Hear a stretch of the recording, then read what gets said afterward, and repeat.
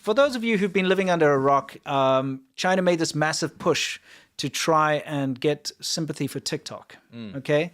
Where they made a fake ban, they banned themselves and then unbanned themselves. Can you explain that really quick? Well, TikTok was never going to be banned, okay? The government, the US government wasn't going to be like, okay, you're done, shut down operations. That, no, right. They were going to prevent it from being put in the App Store if they didn't divest. Yes. But it would still work. Yeah. That's the thing. It doesn't stop working. Even if it was removed from the app stores, you'd still be able to open the app that's on your phone and access it and use it. Yeah. Okay, it wouldn't have been banned, but they were like, well, that's not going to seem serious enough. So let's ban ourselves and let's shut down our own services and say, mass panic. Yeah, and say, hey, guess what, guys? The U.S. government banned us, so you can't use us anymore. But they did it themselves. It had nothing to do with the U.S. government. No. They literally banned themselves. And then all of a sudden, we have all these, we're going to come up with a political solution and all this kind of stuff. And this whole rigmarole happened. Yeah. And what they did was most of the people that were on TikTok didn't realize that was a self-administered ban. So they went crazy. They were calling 911 and they're like, oh my gosh, TikTok doesn't work. What am I supposed to do? They did it to themselves. Yeah, I mean, it was to rile people up. It was just a pity ploy. Yeah. And it worked. Anyway, the thing is, right before the ban, they tried to get as many people to go over to Little Red Book, Xiaohongshu, as possible, calling them refugees, TikTok refugees. And then they made a massive push to advertise this. So Chinese state media put out this clip we're going to show you now, where they got a TikTok influencer who went over to Xiaohongshu and they blasted it on Chinese state TV. Yes. We wanted you to take a look at the kind of thing. This is how they work. It's very sinister. And we'd like to pick apart this argument. Yes, so let's take a quick look. As far as how I feel about the ban, and then as we're filming this now, the ban has been reverted. I think a vast majority of people that move to Zhehongshu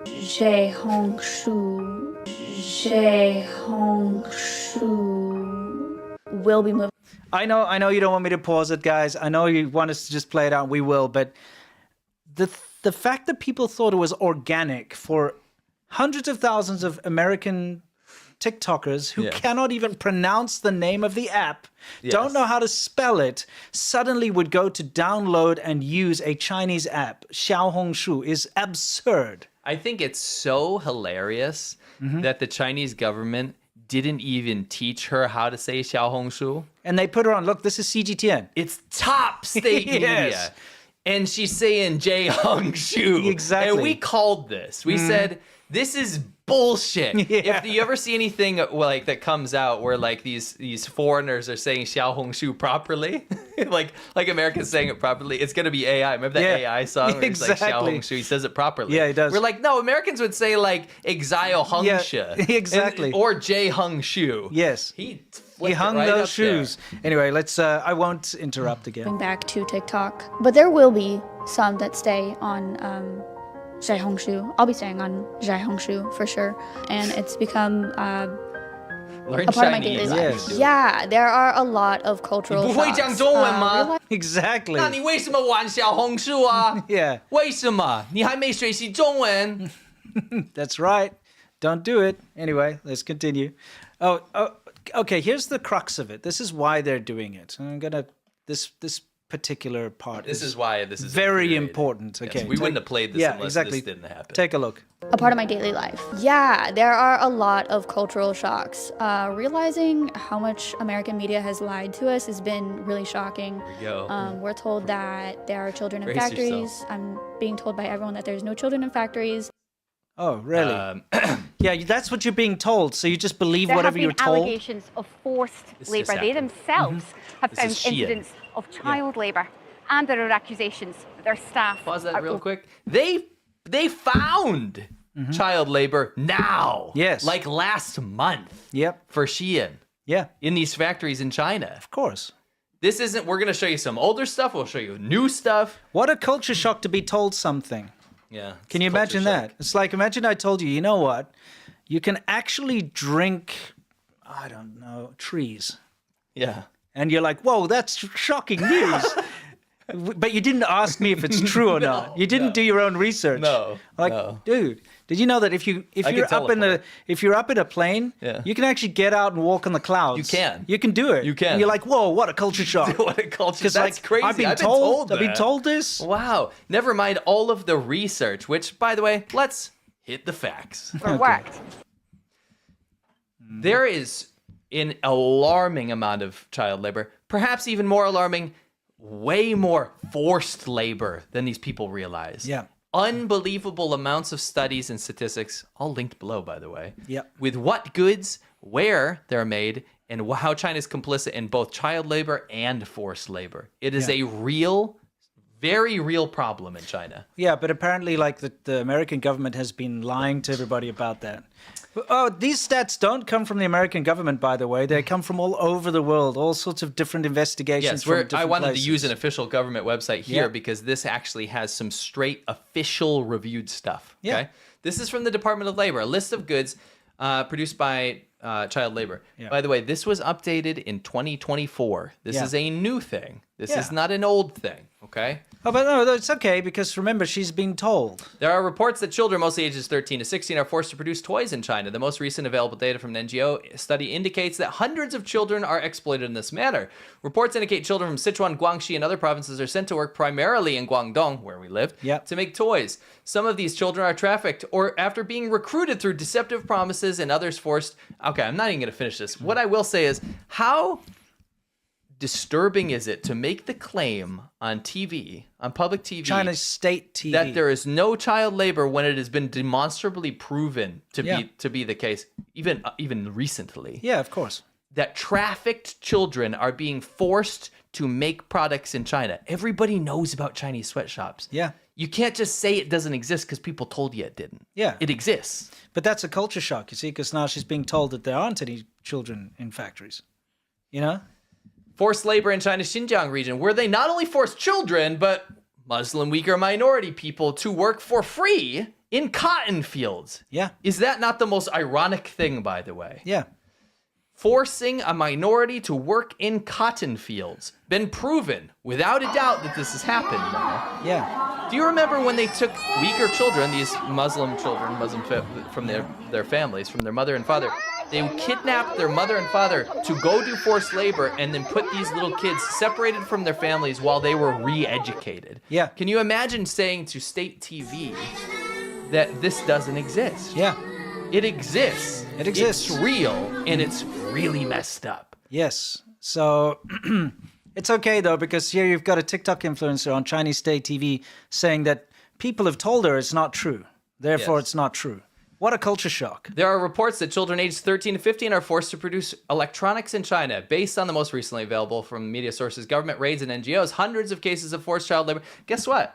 Some of these are from China's state media. Yep. They actually had to admit some of this stuff because they had to crack down on it. Yeah. And you're saying to Chinese state media that it doesn't exist. How ironic is that? Yeah, exactly. There are reports that children aged 8 to 17 are forced to produce bricks in China with concentrations in the Shanxi and Henan provinces. This is usually through trafficking. By the way, I want to throw one little sprinkle of truth onto this. Do you know typically what kind of children that they traffic for making bricks? Mentally disabled children. In fact, most crackdowns / when they find this out, they are mentally disabled children that their parents don't want, and they are forced to work in brick kilns. Not only children, just mentally disabled people in general. Well. Yeah. So, I mean, Proven, by the way. There's irrefutable there's proof. Okay, so let's see what else is she being told. What's the second point? Yeah, remember, what did the American government lie about this time? Oh, the American media's lying. She said the American government lied to her. I think she said media. Yeah, and I'm pretty sure they said government too, but whatever. What did they lie to her about this time? Oh, we're told there's a lot of smog. Smog and a lot of air pollution in China. I'm also hearing that that's not true. Bro, like, are we messing around now? Are we just, like, okay, the child labor thing, which is really bad to say. Sure. But maybe you didn't know. Yeah. Right? Maybe you really didn't know. You didn't want to look it up before you made a massive statement on officially sanctioned state TV. On state TV. China has the most apocalyptic pollution. It is documented. You can go look at it right now. If you go to aqicn.org. We got this a few days ago. Yep. Chaoyang in Beijing was 999. Yes. It was out of this world. Anything you see in dark colors is astronomical pollution. Yeah, absolutely. In fact, if you look here. At the whole world base, well, the whole of Asia. First. Yeah. This is China. Look at Japan to the right. Yeah, look at Japan. It's like all green and maybe a little bit of yellow. These purples and reds are literally off of the chart. So when you see 999, it could be double or triple that because it could be like 5,000. It could be just like, it could be solid. These are Chinese weather stations. Yes. Measuring pollution. It's from China's data itself. It's from Chinese data. Yeah. But you've said on Chinese state TV that there's not a lot of... Look at the map. I know. You can go now. Go look at it. Go. AQICN.org. This is just maddening to me. Oh, but it's a Let's culture zoom shock. out to the world. Yeah. Look at the world. You can see, they were having California wildfires Yes. and it's not even that bad. Yes. Right? China is a black hole of pollution. Yeah. Just because you got a guy on Jay Hung Shu. Yeah, exactly. Jay Hung Shu told you that, I don't have pollution in my town in Yunnan or whatever, right? Yeah.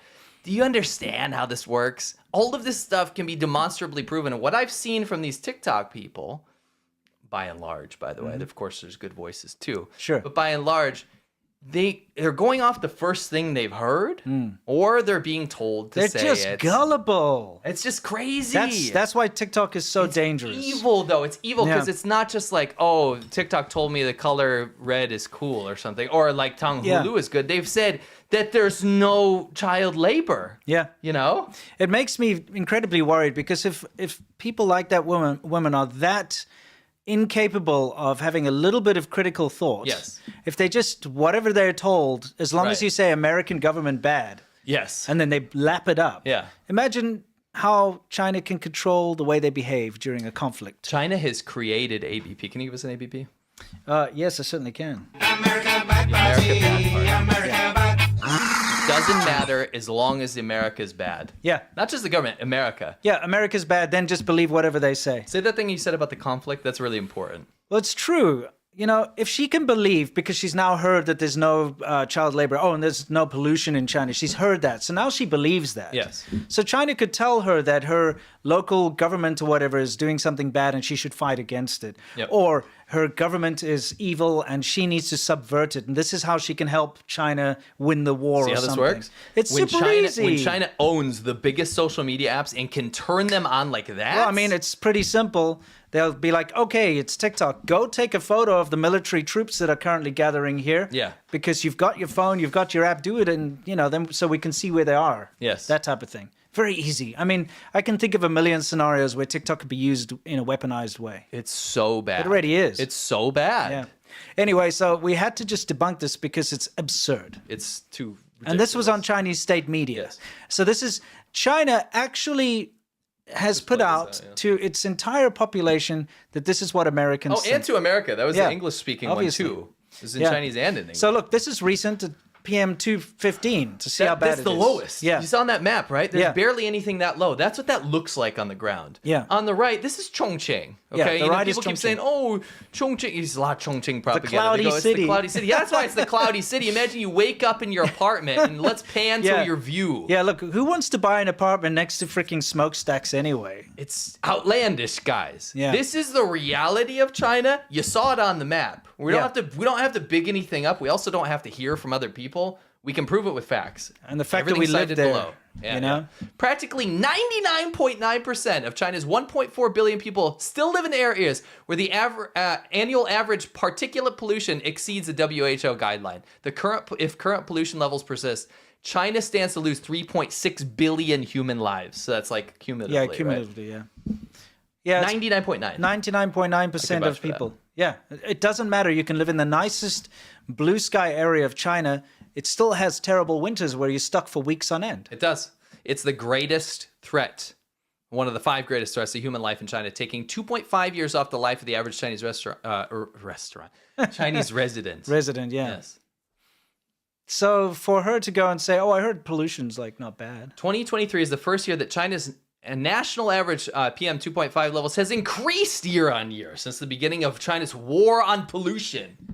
Well, I mean, didn't they just say they're building another 100 coal-burning power plants this year or something? Pause that real quick. Yeah. The Lowy Institute estimates 80 to 90% of groundwater in China is now unsuitable for drinking, and 50% is too polluted even for agricultural use.